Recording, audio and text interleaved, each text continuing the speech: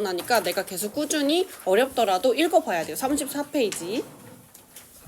그거 말고 독서책. 독서책이 있을 거예요. 없어? 안 갖고 왔어? 안 받았어?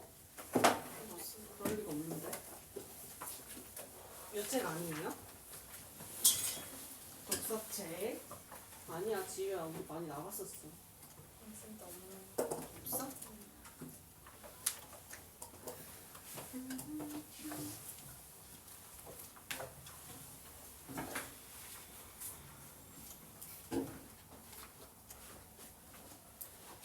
집에 있는 거 아니야?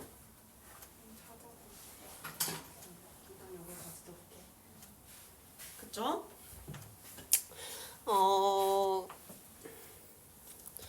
근데 그래서 이제 어떤 방식으로 나갈 거냐. 오늘 34페이지를 같이 풀어보고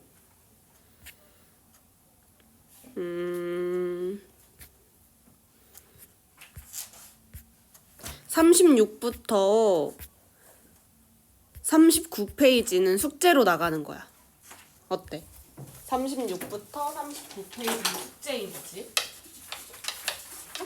근데 얘를 우리가 수업 시간에 일일이 해설할 수 없잖아. 그렇기 때문에 언제까지 보내냐?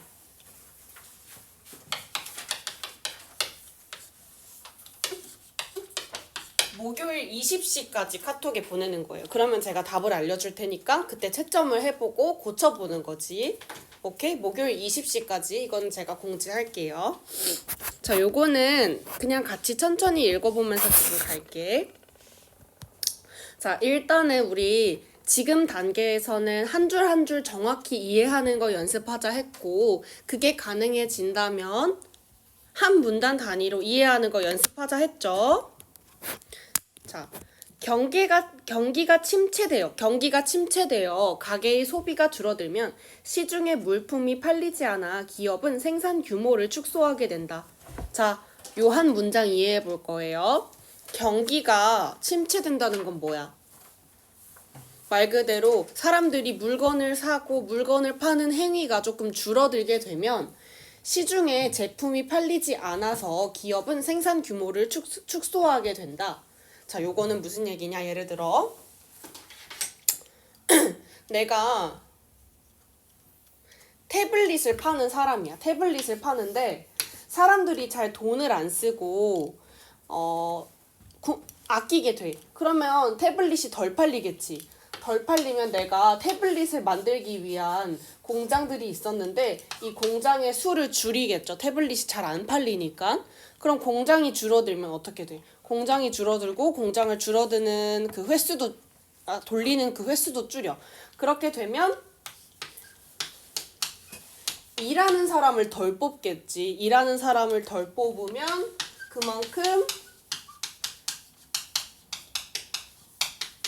실업률이 높아져. 사람들이 일자리를 안 구하니까 실업률이 높아지고, 그리고 이와 같은 이유로 소비는 위축돼. 실업률이 높아지니까 사람들은 돈을 못 벌지. 돈을 못 버니까 그만큼 소비는 줄어드는 거지. 그치? 자, 그러면은 사실 여기까지의 과정을 정리하면 경기가 침체되면 자동으로 소비도 줄어들고 잘 생산 안 하게 돼.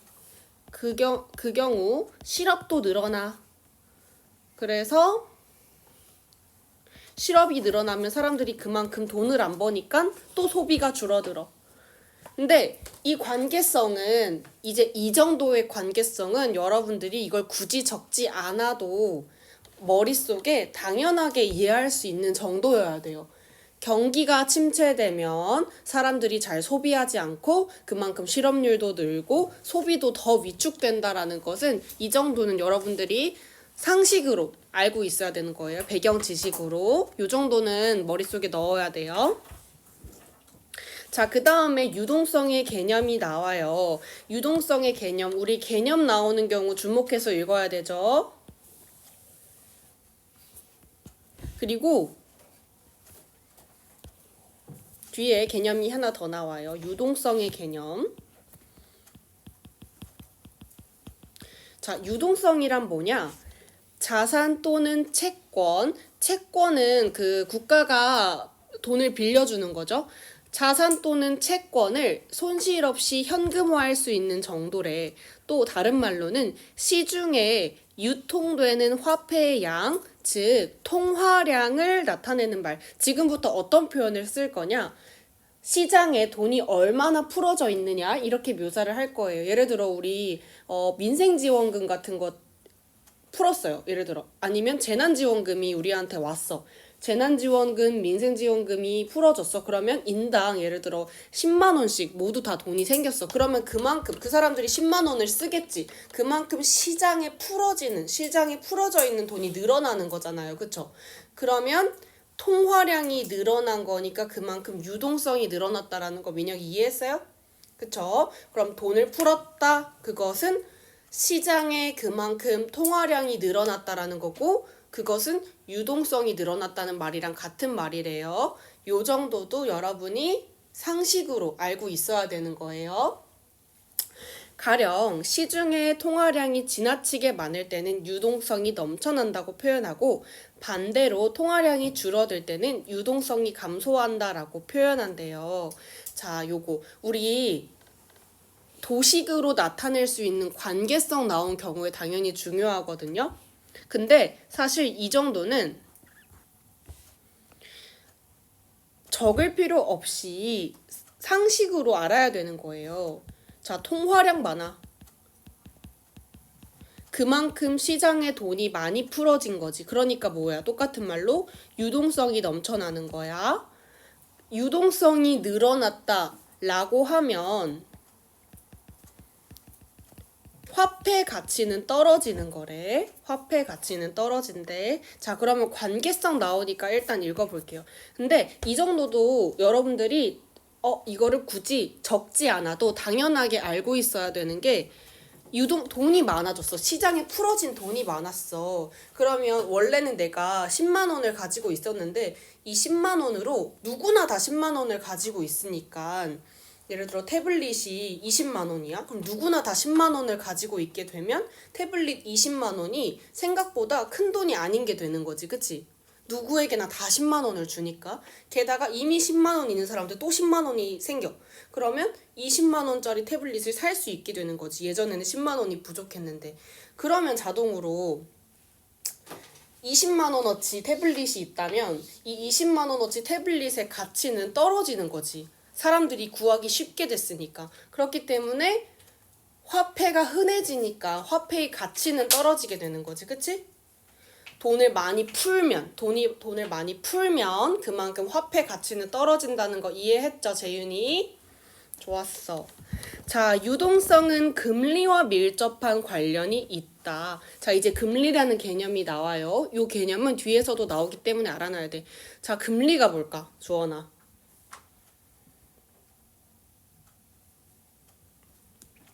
우리 지우야, 금리는 한마디로 이자율을 의미해요. 이자율. 그럼 이렇게 생각해 보는 거야. 우리가 100만 원을 빌렸어. 금리가 1%래. 그러면 100만 원을 빌렸는데 은행에 내가 100만 원을 예치했어. 은행에 내가 100만 원을 예치했어. 금리가 1%야. 이건 뭐야? 내가 1년에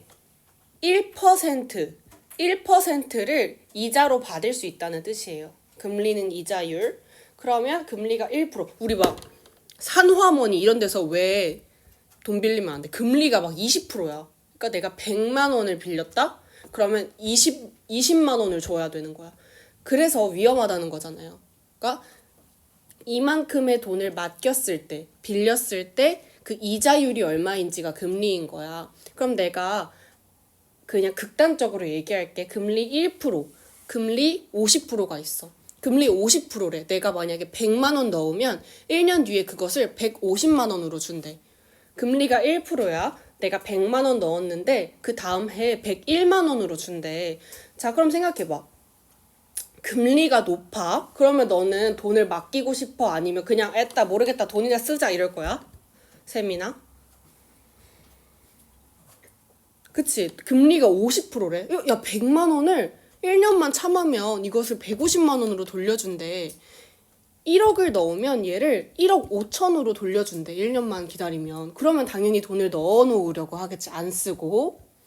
근데 금리가 1%밖에 안 돼. 내가 100만 원 넣었는데 1년 기다렸는데 101만 원으로 1만 원만 준대. 그럼 아유 누가 은행에다 돈 맡겨. 그냥 내가 가지고 있지. 돈 맡길 필요 없어 하고 돈을 맡기지 않고 그냥 써버리겠지. 그 얘기를 하는 거예요. 자, 유동성은 금리와 밀접한 관련이 있기 때문에 금리를 올리고 내림으로써 유동성을 조절한다. 뒤에 계속 읽어보면서 들을게요. 자, 금리는 예금에 붙여준 돈에 붙는 이자율이래. 자, 요거 이해했죠? 이제 개념이지만 상식으로 알고 있어야 되는 개념이에요. 이는 기준금리와 시중금리로 구분된다. 자, 구분되는 경우 이 둘의 개념을 구분짓는 문제가 출제될 수 있다 했지. 기준금리는 국가가 정하는 금리고 시중금리는 시중은행이 세우는 금리래요. 이거는 뭐냐?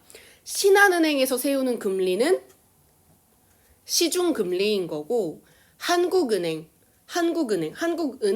공식적으로 정하는 금리는 기준금리인 거예요. 기준이 되는 금리. 자, 그래서 이 말이 나와. 이 말을 한번 이해해보자. 제가 지금 괄호친 부분. 가령 시중금리가 내려가면 자, 금리가 내려갔어. 금리가 내려간 건 뭘 의미한다고? 이자가 내려갔어. 그러면 예금을 통한 이자 수익과 대출에 따른 이자 부담이 줄어. 내가 만약에 100만 원을 빌려도 금리가 내려갔어. 1%로. 그러면 10,000원만 이자로 내면 되는 거야. 또 내가 100만 원을 예치해도 1만 원 밖에 못 받는 거예요. 그러면 사람들이 돈을 맡기려고는 안 하고 그냥 돈을 가져다 쓰려고만 할 거야. 이자율이 1%밖에 안 되니까. 그치? 내가 얘를 빌려도 딸랑 10,000원만 내면 돼. 내가 얘를 맡기고 있어도 내가 은행한테 돈을 빌려주는 거지. 맡기는 건 내가 얘를 빌려줘도 딸랑 1만 원밖에 못 받으니까 나는 오히려 은행한테 뽑아먹으려고 얘를 빌리겠지. 그러니까 당연히 금리가 낮아. 대출 받으려는 경향은 높아지고 나 가져다 쓸 거야 라고 하니까 소비가 늘어나죠. 소비랑 유동성은 똑같은 말이지. 소비가 늘어나면 시장에 풀리는 돈이 많아지니까 그만큼 유동성이 늘어나는 거니까. 자, 여기까지 이해했어요? 경민이? 오케이지? 민혁이 오케이? 오케이. 자, 그러면은 이번에는 이거 이해해 볼게. 반대로 라고 나왔으니까 당연히 구분 짓고 있는 문장이니까 중요하지. 금리가 올라간대. 금리가 올라간다는 말은 뭐라고? 1에서 50%를 올리는 걸로 생각해보자. 내가 100만 원 빌렸어. 150만 원으로 갚아야 되는 거야. 내가 100만 원을 맡겼어. 150만 원으로 돌려받는 상황이야. 그러면은 사람들이 은행한테 돈 빌릴게 라고 하는 사람 있을까? 150만 원으로 갚아야 되는데? 없지. 당연히 대출은 줄어들고. 지금 얘 돈 맡겨놓으면 1년 뒤에 150으로 준대. 그러면 사람들이 이 돈을 쓰려고 하겠어? 맡겨놓으려고 하겠어? 그치? 맡겨놓으려고 하겠지. 그러면 소비는 내려가고 소비가 줄어들면 그만큼 시장에 풀리는 통화량은 적으니까 유동성이 떨어지는 거겠지. 그치? 자, 근데 우리 아까 앞에 적어놓은 거 있지? 유동성이 늘어나면 돈이 풀리는 게 많아진 거니까 화폐 가치는 어떻게 된다 했어? 하라, 그치? 재윤아, 돈 풀린 게 잔뜩 있어. 그러면 화폐 가치는 그만큼 낮아지는 거지. 그럼 여기 하나 더 추가할 수 있네. 앞에 거랑 연계해서 화폐 가치는 떨어지는 거, 얘는 반대로 화폐 가치는 상승되는 걸로 이해할 수 있죠. 이와 같은 금리와 유동성의 관계를 고려하여서 은행은 금리를 조절해서 시장의 유동성을 조절하려고 하겠지. 봐봐. 요거 똑같은 말이야. 중앙은행이 기준금리를 인하시키고 그 결과 유동성을 증가해서 투자를 확대시킨대. 뭐야? 이 말도 똑같은 원칙이야. 중앙은행이 금리를 인하시켰대. 그러면은 그만큼 소비를 많이 할 거다. 이 얘기인 거죠? 다 원칙 안에 포함되니까 굳이 설명 또 안 할게.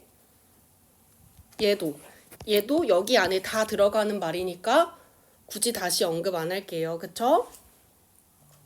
금리를 인하하면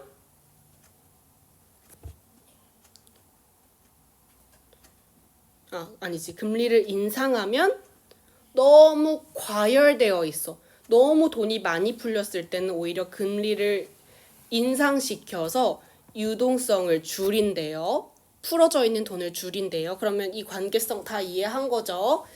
이 관계성 정도는 시장 금리가 늘어나면 대출은 이렇게 생각하고 있을 시간 없이 당연한 걸로 이제 받아들일 수 있어야 돼요. 금리가 많이 늘어난다. 그만큼 대출은 줄어들고 소비도 줄어드는 것이다. 화폐 가치는 그럼 오르는 것이다. 그러면 경기가 과열됐어. 사람들이 너무 막 경기 과열되고 화폐가 너무 많이 풀렸을 때는 금리를 높이고 사람들이 너무 안 쓸 때는 금리를 낮춰야 되는 거지. 그치? 이해할 수 있지? 너무 안 쓸 때는 금리를 낮춰. 너무 많이 쓸 때는 금리를 높여. 오케이, 이해했죠? 자, 그러나 역접되는 부분이니까 당연히 주목할 만하고요. 경기 활성화를 위해 정책을 시행했을 때도 의도한 결과가 나타나지 않을 수도 있대. 어떻게 이렇게 정확하게 막해서 금리 높이면 대출 낮아지고 소비 낮아지고 화폐가 높아지고 정확히 안 따라주니까 항상 정책을 바뀌는 거잖아요. 당연히 이게 사회 현상인데 정확히 맞아 떨어지지 않을 수 있죠. 원리는 이렇다는 거지. 그치? 유동성을 충분히 공급하더라도 유동성을 충분히 공급한다는 게 무슨 말이야? 내 언어로 바꾸자면 돈을 잔뜩 풀어도 자 이렇게 바꿀 수 있어야지. 돈을 잔뜩 풀어도 사람들이 아싸 돈이다. 일단 이거 저축해야지. 만약 이렇게 태도를 갖추면 경기가 활성화되지 않을 수도 있대요. 오케이? 특히 심각한 경기 침체로 인해 회복이 어려운 경우에는 사람들이 돈을 쥐고만 있대요. 이 경우 돈을 풀었는데도 경기 침체가 지속되는 경우인 거지. 돈을 풀었는데도 경기 침체가 지속되는 경우 얘를 유동성의 함정이라고 한대요. 그럼 이 내용 전체야 이게. 뭐만 알면 돼? 얘만 알고 있으면 다 풀 수 있는 거예요. 그런데 얘를 이렇게 써놓는 것만으로는 부족해요. 우리가 머릿속으로 이게 당연히 이해됐어야지 문제를 풀 수 있어요. 특히 경제 제시문 같은 경우에는. 자, 문제 한번 풀어볼게요. 시작.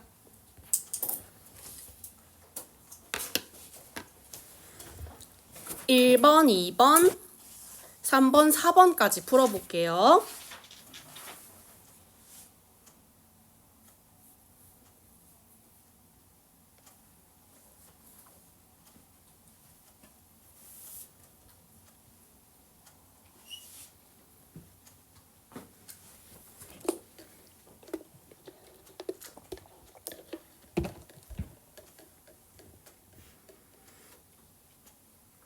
다 했어? 어떻게 다 했어?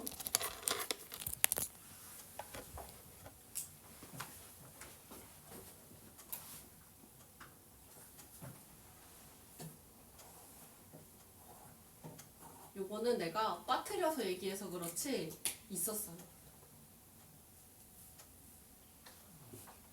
유동성이 높다는 것은 쉽게 풀 수 있다는 의미이기도 하다고 했잖아요. 쉽게 현금화할 수 있냐. 그래서 부동산, 집 같은 거는 유동성이 낮은 거지.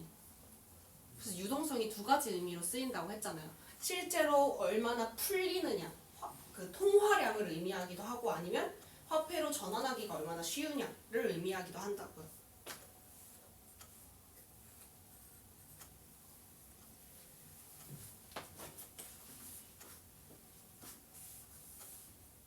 안 나온 거 뭐 있을까?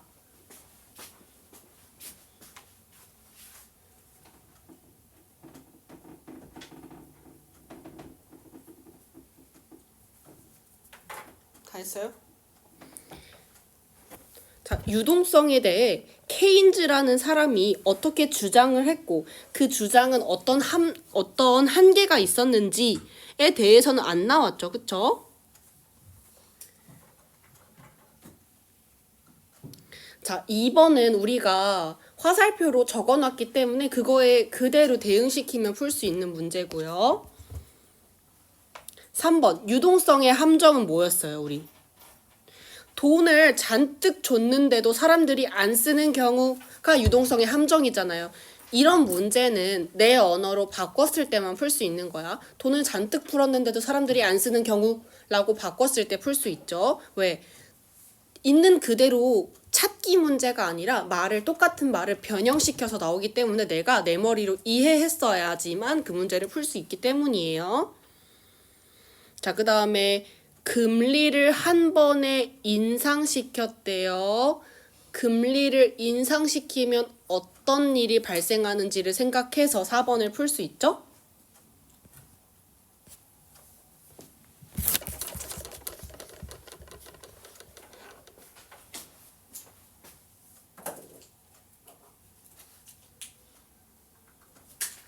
되게 빨리 풀었어? 들으면서 와, 지리는데?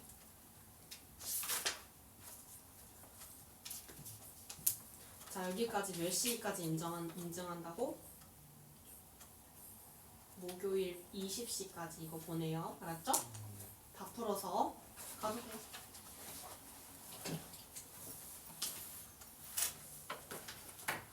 다 했어?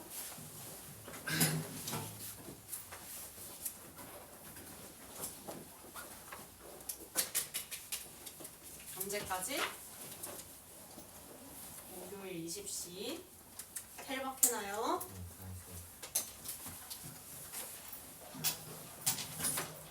띵. 자, 이거 한번 가져가.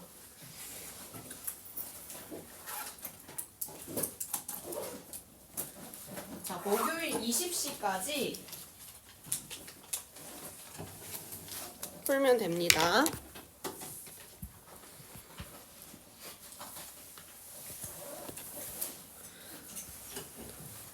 자, 금리를 높였어요.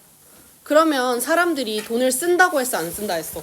나 이거 저축해 놓으면 이만큼이나 쓸 수 있네. 그러면 그만큼 소비가 줄어든다고 했던 거 기억나죠? 소비 줄어든다는 건 돈이 덜 풀린다는 거야. 그러니까 유동성은 낮아진다는 거고. 그렇지? 자, 얘들아 아직 50분이야. 너무 급하게 풀지 않아도 돼.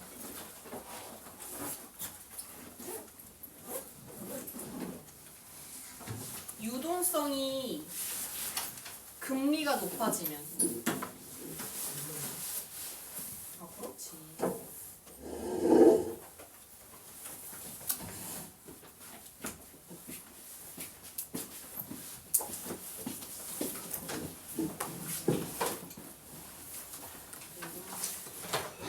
이거 2번 고른 거야? 3번 고른 거지. 답이 왜 2번이 있어?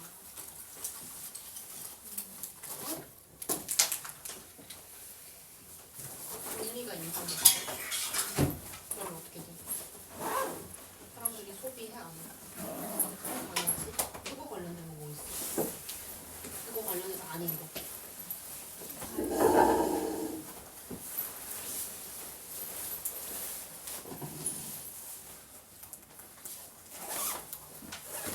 이용.